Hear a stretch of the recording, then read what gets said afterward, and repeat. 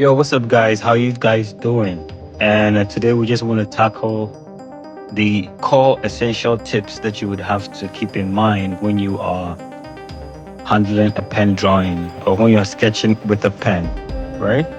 All right. So first of all, what I like to do is mostly I'll just take my pencil and I'll just faintly, lightly, just draw the outlines of the sketch that I'm tackling, right? So as you can see, right now, I'll just be handling the layouts, the sketch, and have a rough idea of where the composition and everything of this ninja was gonna be, right? The details with the cloth, just just a rough layout without the details of the highlights and the midtones and the shadows. We won't do that at this point. So you keep in mind that you just this first stage, step one, what do you need to do? You do your outlines. It's very important. So after you're done with your outlines, you grab your pen, and I would mostly like to start with the zero point 0.1 pen that is very thin to just mark out and just follow the pen drawing. Mostly, I realize that when I'm following the pen drawing, there's a lot of things that I change whilst I'm trying to copy what I've already done, right? Maybe I'm not satisfied with the direction, or there's something that didn't fall in place, or there's an angle that some detail that I might want to change, right? So I would do those things with the zero point 0.1 pen, right?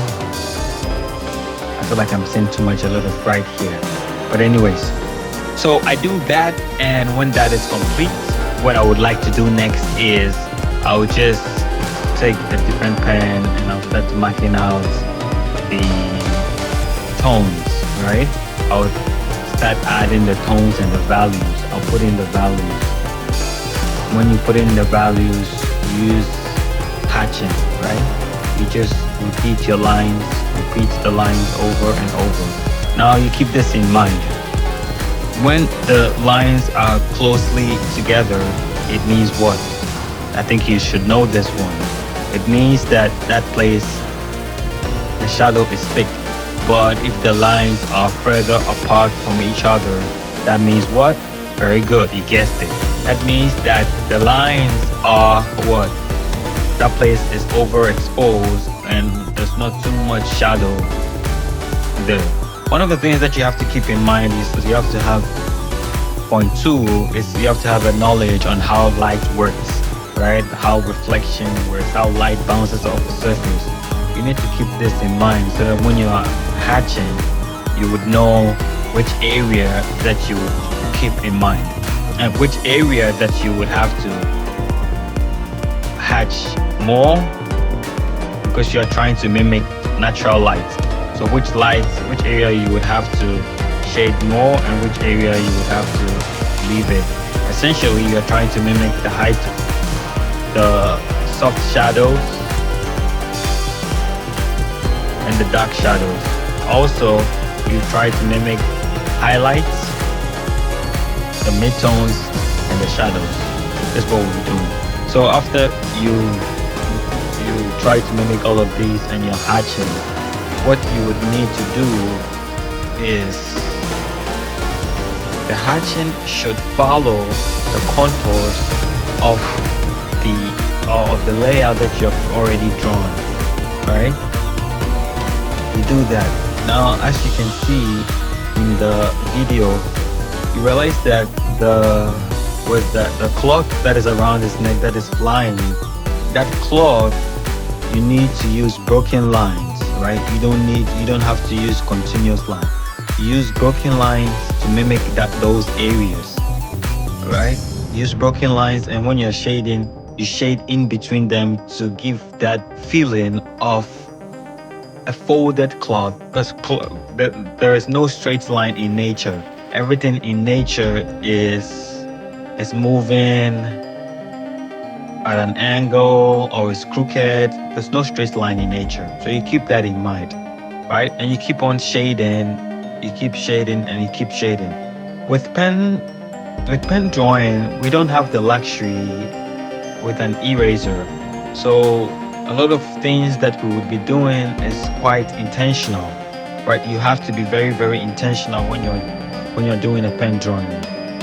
You need to be cautious and intentional with each stroke that you make, because if it sticks, it becomes permanent, right? Um, if it sticks, it sticks. I don't know if that makes sense, but yeah, if the pen sticks, that means it sticks. It's not coming off. So you need to be intentional. You keep that in mind. And whilst being intentional, you have to understand that you need to allow flexibility in your work, so your work does not be the work doesn't come out so rigid, right? Be flexible in your work. You keep it flexible, and whilst you're being flexible, you be intentional. These things go hand in hand. Alright? So you keep on adding the details one stroke at a time. You keep changing your pens to emphasize on the areas where there's more shadows and there's highlights and there's midtones. You keep these 4 essential tips in mind. I guarantee you that 50% out of the time, your work will come out good, right? After you've been able to get your layout right, you're getting your proportion right, you're getting your composition right, working in pen drawing wouldn't be of a problem, alright? So you keep these tips in mind whenever you are handling and tackling the pen drawing. I'm gonna make a different video on how to use hatching, cross hatching, and this technique called stippling. These 3 techniques will be what we'll be handling next. So stay tuned. If you haven't, kindly like, subscribe if you found this, if you found value in this video. Kindly leave me a comment and let me know what you do when you're pen drawing. And I'll see you when I see you. Peace out.